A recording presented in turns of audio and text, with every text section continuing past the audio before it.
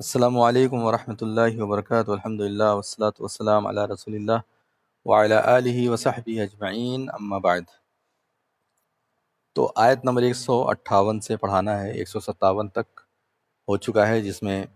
اللہ تبارک و تعالی نے صبر کرنے والوں کی تعریف کی اور آزمائشوں کا ذکر کیا کہ کیسے کیسے آزمائشیں آ سکتی ہیں اور اس میں کیا کرنا ہے ایک مسلمان کو۔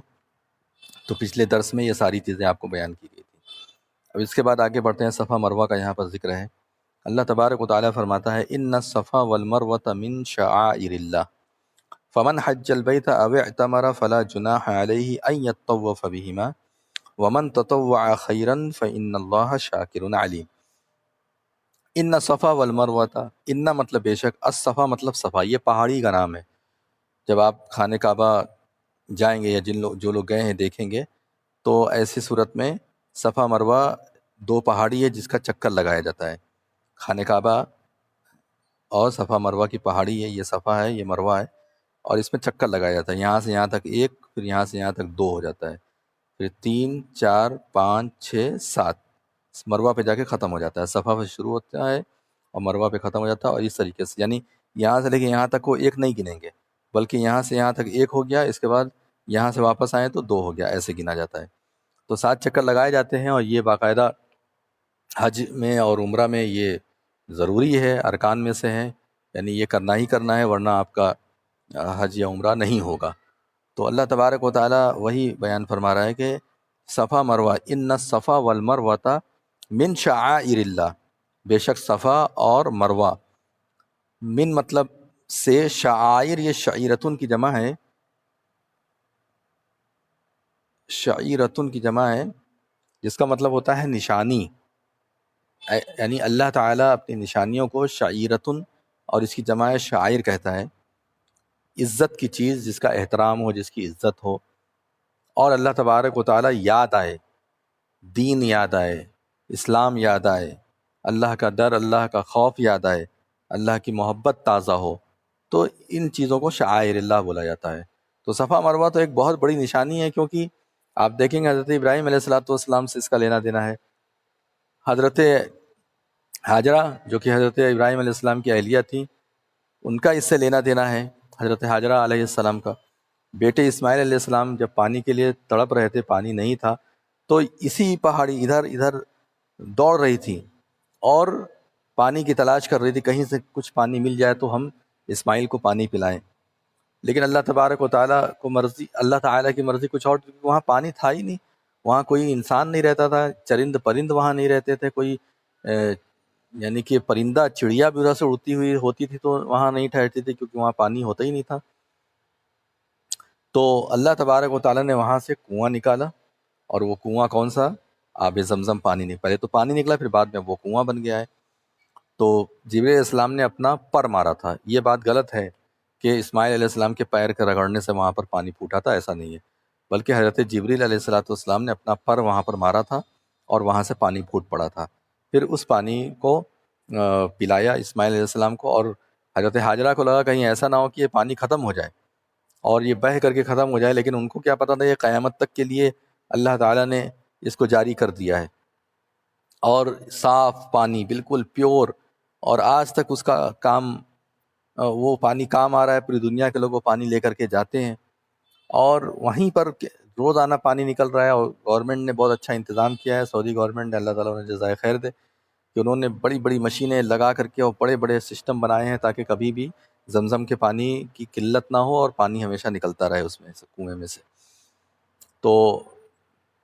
رکنا، زمزم کا مطلب ہوتا ہے رکو رکو، مطلب پانی جب بہہ رہا تھا تو زمزم کہہ رہی تھی حضرت ہاجرہ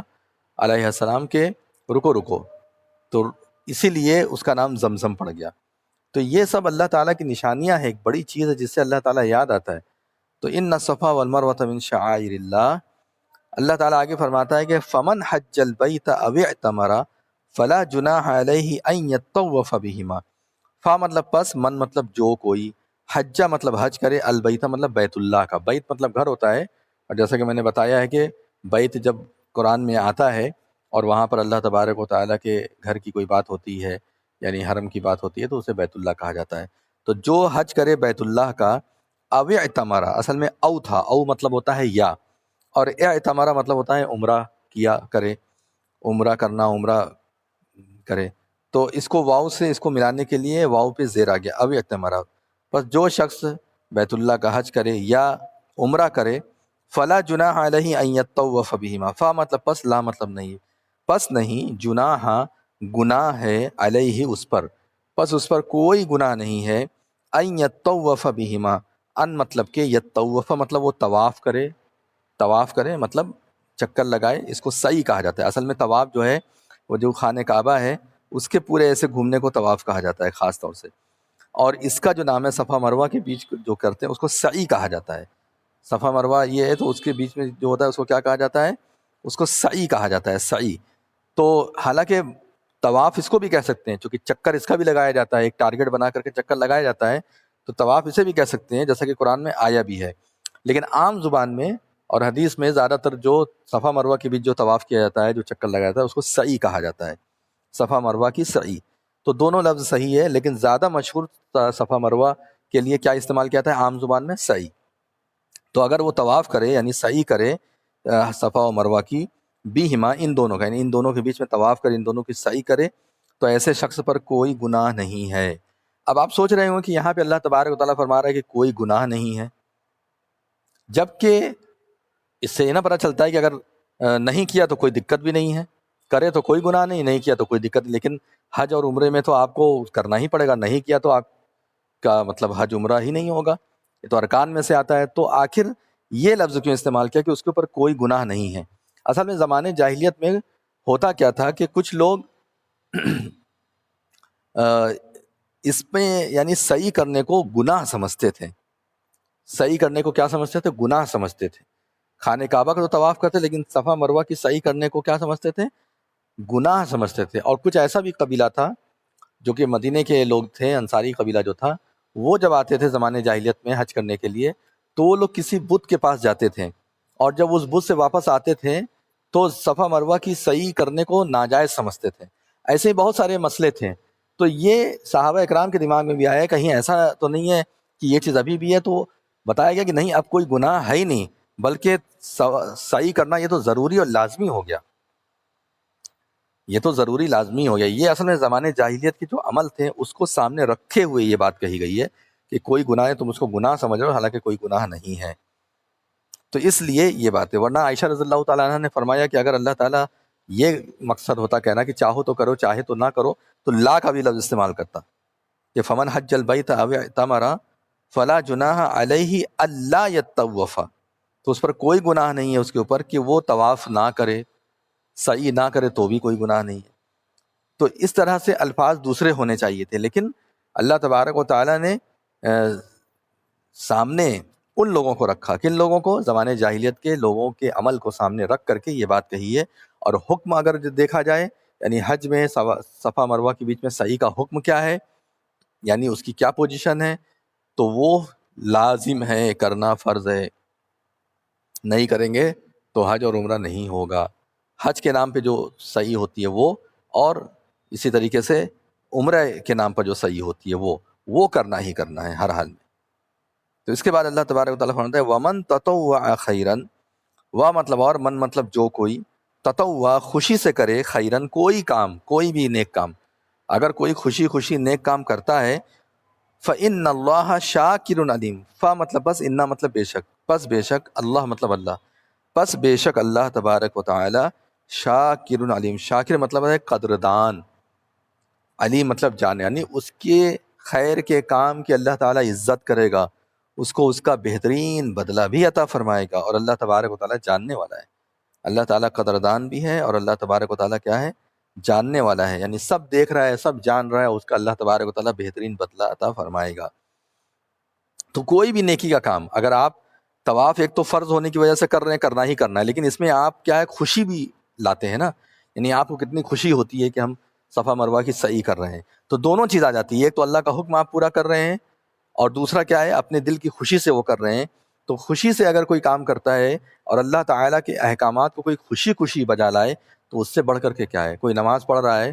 کسی کی ڈانٹ کی وجہ سے، کسی کی ڈر کی وجہ سے، اور کوئی نماز پڑھ رہا ہے اللہ کو راضی و خوش کرنے کے لیے، خوش دل کی خوشی سے پڑھ رہا ہے، تو کتنی بڑی بات ہے، کتنی اچھی بات ہے۔ اور اسی طریقے سے آپ اگر دیکھنا چاہیں تو دیکھیے، روزہ لوگ رکھ رہے ہیں، اور روزہ رکھنے میں کتنی مشقت ہوتی ہے، دن بھر بھوکے پیاسے، اور کچھ بھی کھانا نہیں، کچھ بھی پینا نہیں، اور اتنی کڑی دھوپ، اتنی گرمی ہوتی ہے، اور اس میں انسان خوشی خوشی یہ کام کرتا ہے۔ تو اللہ تبارک و تعالیٰ کہتا ہے کہ ایسے لوگوں کے لیے ہم ان کے قدردان ہیں، ہم ان کی نیکیوں کا ضرور بہترین بدلہ عطا فرمائیں گے۔ اب اس کے بعد اللہ تبارک و تعالیٰ ان لوگوں کو متنبہ کر رہا ہے، آگاہ کر رہا ہے، ڈرا رہا ہے، جو لوگ اللہ کے دین کے علم کو چھپاتے ہیں، لوگوں کو بتاتے نہیں ہیں۔ اللہ تعالیٰ نے فرمایا کہ ان الذین یکتمون ما انزلنا من البینات، ان مطلب بے شک، الذین مطلب وہ لوگ جو یکتمون چھپاتے ہیں، ما مطلب ایسی چیز کو یا اسے جو انزلنا نازل کیا ہم نے، من البینات، من مطلب سے، البینات مطلب نشانیاں، بڑی بڑی جو نشانیاں، یعنی قرآن کی آیتیں ہیں، جو ہم نے سب باتیں بتائی ہیں، یہ توحید ہے، اس پر عمل کرو، شرک سے بچو، اور گزشتہ زمانے کے، گزشتہ نبیوں کے واقعات ہم نے بتائیں، یہ ساری چیزیں ہم نے اس لیے بتائی ہے تاکہ اس کے ذریعے سے تم دین پر چلو اور لوگوں کو اللہ کے عذاب سے ڈراؤ، اور لوگوں کو سیدھے راستے پر لے کر کے آؤ، اس لیے ہم نے یہ سب تمہیں سکھایا ہے، بتایا ہے۔ تو واضح نشانیوں میں سے، والہدا، اور ہدایت میں سے، یعنی اللہ تعالیٰ کی واضح نشانیاں، ہدایت، جو کچھ بھی جس بھی شکل میں ہے، یہاں تک کہ نبی صلی اللہ علیہ وسلم کی باتیں جو صحیح احادیث سے ثابت ہیں، جو ان چیزوں کو اگر یہ چھپا رہے ہیں تو آپ سمجھ جائیے کتنا بڑا گناہ کر رہے ہیں۔ اللہ تعالیٰ اس کا ذکر کرتے ہوئے فرماتا ہے میم بعد، اس کے بعد، ما مطلب جو، بیناہو واضح کر دیا ہم نے اس کو۔ اصل میں اس میں دو چیزیں، بینا، بینا، اور ہو جو ہے یہ پروناؤن ہے، ہم نے واضح کیا، ہم نے واضح کیا ہو اس کو، یعنی کس کو واضح کیا؟ بینات کو،